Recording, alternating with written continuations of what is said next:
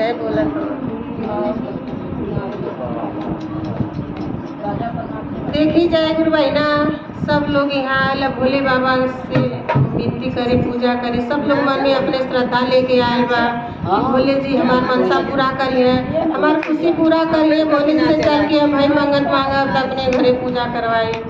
तो सब शिष्या जुटल है, सब गुरु बहना जुटल है और भोले जी के आयल। लेकिन वो सोचे नहीं कि हमके भोले जी का दी है, हम का लेके जाए। सबके मन में दगदगी बनल रहा कि कुछ मिली कि ना मिली, जाए कि ना जाए। लेकिन देखिए आप लोग शांति से बैठल रही और मन साफ रही तो भोले जी सब कुछ मिल जाए।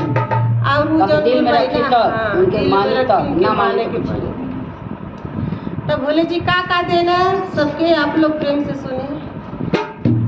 अरे चारा जा में गई नीता कुछ ना पावली, अरे कुछ ना पावली से का हो लेके ना, अरे हो का हो लेके ना।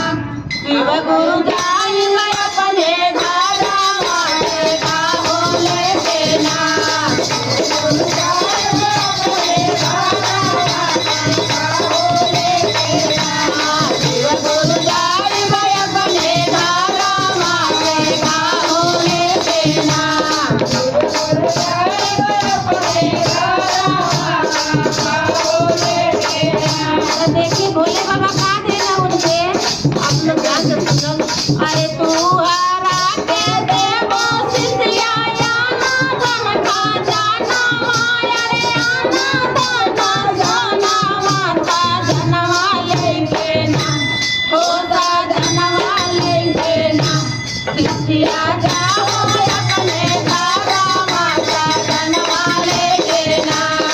शिष्या जाओ अपने धारा माता जनवा लेके ना। शिष्या जाओ अपने धारा माता जनवा लेके ना। शिष्या जाओ अपने धारा माता जनवा लेके ना।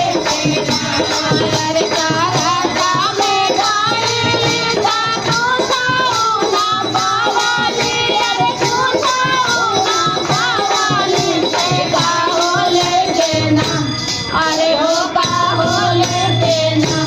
शिव गुरु जाई मैं अपने धारा मारे का हो लेके ना। शिव गुरु जाई मैं अपने धारा मारे का हो लेके ना।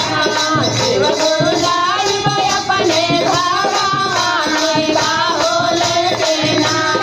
शिव गुरु जाई मैं अपने धारा मारे का हो लेके ना।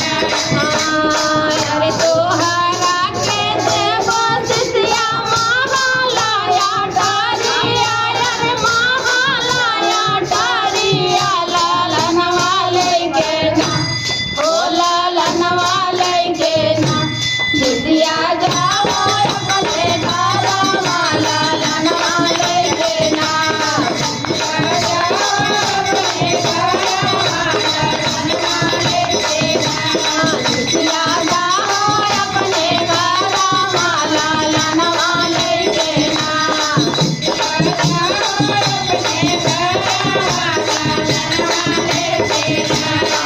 अरे चारा जा में गई लीता कुछ ना पावली, अरे कुछ ना पावली से का हो लेके ना, अरे हो का हो लेके ना।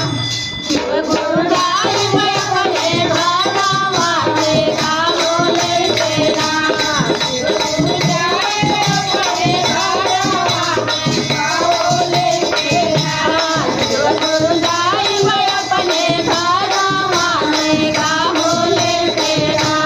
शिव गुरु जाई मैं अपने धारा मारे का हो लेके ना। देखिए गुरु बहना सब कुछ जीवन में रहेला तो कमी ना महसूस होला, लेकिन अपन आदमी ना रहला तो बहुत कुछ ना। जैसे नैहर में माई बिना नैहर सुना लागेला, वैसे ससुरा में पति बिना ससुरा सुना लागेला।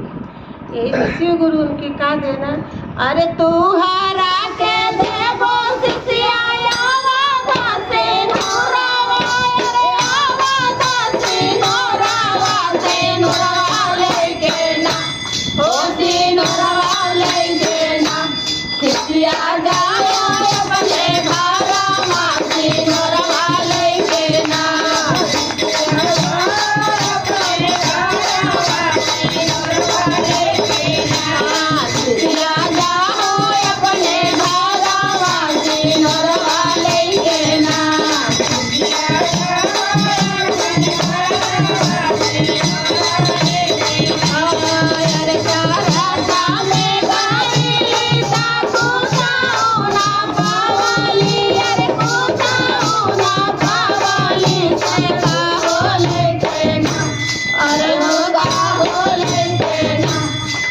गुलजार भर बहे बाबा